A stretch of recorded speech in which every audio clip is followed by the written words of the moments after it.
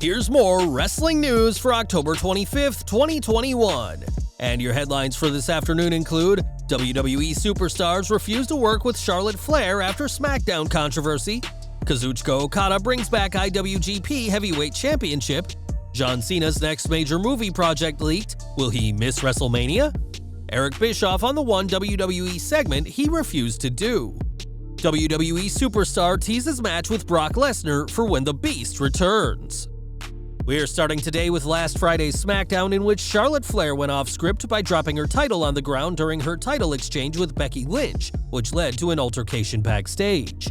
Even before this incident, Flair was unpopular, with many names upset that Smackdown was getting her and losing the universally beloved Lynch.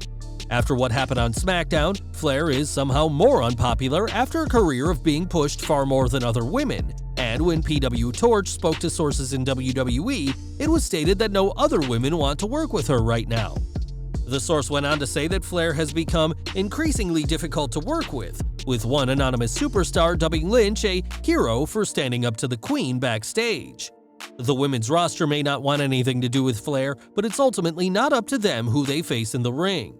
With that said, it's incredibly telling that the entire roster want nothing to do with Charlotte, and that a high-profile feud and possible SmackDown Women's Championship victory isn't enough to convince the women of WWE to step in the ring with Flair.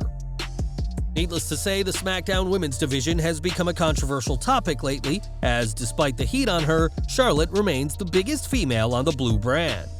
According to a report by PW Insider, Charlotte Flair even had an argument with Sonya Deville. In fact, it was said that Deville was so mad that she was ready to fight Charlotte Flair. The Lynch confrontation took place in the gorilla position in full view of Vince McMahon and Bruce Pritchard among others and received the lion's share of the attention initially, but Lynch was not the only person upset with Flair. Two different sources described Sonya Deville as mad enough to want to fight Flair, and at one point also having an argument with Flair backstage at Smackdown.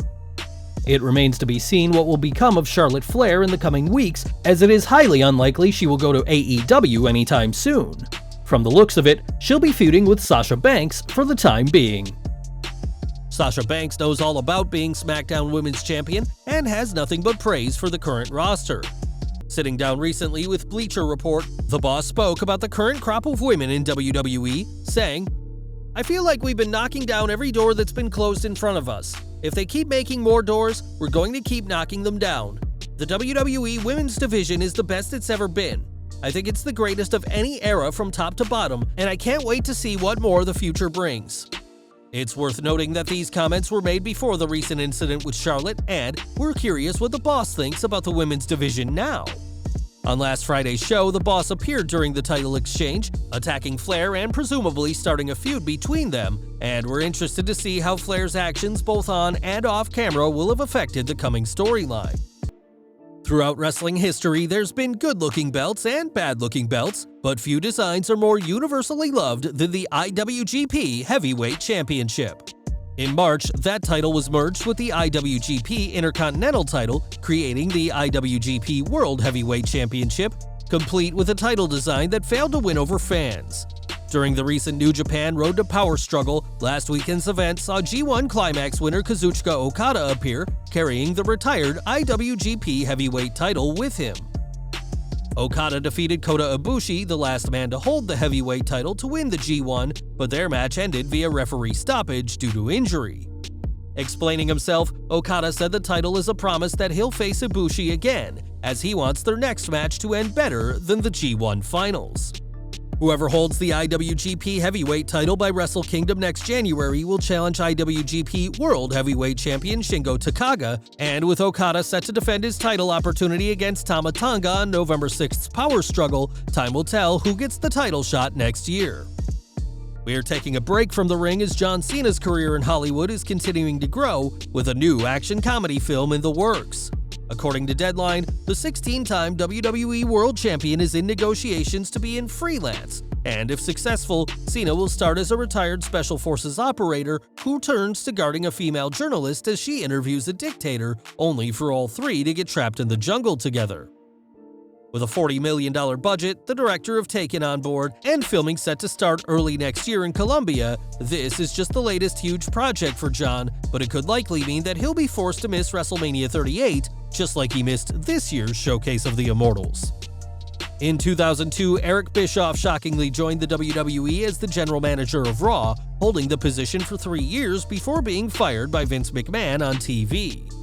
In his departure, McMahon dumped Bischoff in an actual garbage truck before driving away, but this wasn't the most embarrassing angle that the chairman had planned. Speaking on his 83 Weeks podcast, Bischoff spoke about the one angle he objected to, which would have seen the former WCW head join a very exclusive club. The only time I spoke up about creative was not too long after I first got there. This was back when Vince had the Kiss My Ass Club. It built up and led to Vince making me kiss his ass in the middle of the ring like so many others had done before me. On the Saturday before Raw, Bischoff gave WWE's creative team a call, saying that the segment didn't make any sense in the story and would have hurt his future as an on-screen general manager. Sure enough, the angle was dropped, and Bischoff went on to become a key antagonist on Raw for years, which may not have happened had fans in the roster seen him kiss McMahon's posterior. Back to the present, as Arn Anderson made headlines recently with a promo against Cody Rhodes, in which he referenced pulling out a Glock. That line quickly caused Anderson's name to trend, and it's now being used in the world of rap. In the new track from JPEG Mafia, the hip-hop artist has sampled the Enforcer's Glock promo in the Mafia's latest connection to AEW. JPEG Mafia has previously been shown on AEW TV cutting a promo for Darby Allin, as the 32-year-old artist is clearly a huge fan of AEW, especially Arn's now infamous promo. And we're ending today with Brock Lesnar, who was indefinitely suspended from WWE on last Friday's Smackdown. This suspension came after he attacked Roman Reigns, a cameraman, and WWE official Adam Pearce, but there's one man who's not afraid to step up to the beast. On Twitter, Cesaro shared a photo of a stare-down between himself and Lesnar, making it clear that he wants to face Brock when he inevitably returns. The official WWE on Fox Twitter account responded with a gif of Marvel's Hawkeye, as they clearly hope the match between the two does happen. It's worth noting that Lesnar has been advertised for next year's Royal Rumble, and that it's expected that he'll get his rematch with Reigns at next year's WrestleMania in Texas.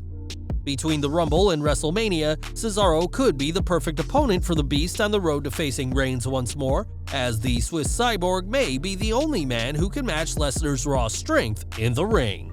Well guys, that's our news for today. Please share your comments below. Also hit the like button, subscribe to our channel, and hit the bell icon to receive all notifications. And as always, thanks for watching.